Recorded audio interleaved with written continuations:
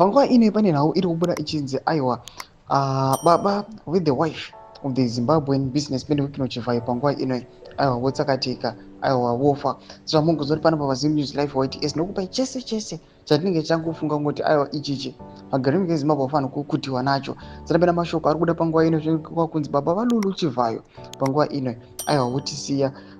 Panguva ino iri kunokonzi vana Chivhayo vari kuita zvidavado aiwa zvavari kuita muZanu PF vachinakirwa nemaluxuries.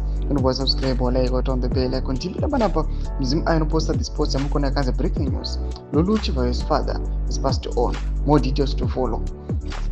Ndo mashoko ari kuda panguva ino yachinzi aiwa Lulu Chivhayo's father votisiya hapana kupiwa aiwa kunzi vashayika vantu vafa nekuda kwei madetails aiwa ari kunzi achazotevera but panguva ino nyika yeZimbabwe ichiona this headline ndokuti vanhu vanotaura zvakasiyana pamusoro pechiitiko ichi noda kuti vanongoziva kuti Wycliffe Chivhayo aiwa anozivikanwa kuti is a tenderpreneur anoonekwa kunzi anogreba matenders anenge ari fraudulent anenge anyatsa kuita vagari venyika yeZimbabwe vave strained. Panapa tiona nyika yeZimbabwe ichistrugula tiri kuona kuti vanhu vari kudya nhoko dzezvironda is because of these guys vari kunokonzi zviganada zviri kurambwa manguva ino nana general vana VP Konsano Chiwenga nana comrade Bomushogeza vamuri kuona kuti vakatotiza misha yavo nokuda kwokutozama kuti vaise rusununguko munyika yeZimbabwe. Mashoko ari kuda panguva ino munhu wese akamirira madetails aiwa anotevera kuti vazive kuti aiwa Lulu Chivhayo his father aiwa vashayika nekuda kwei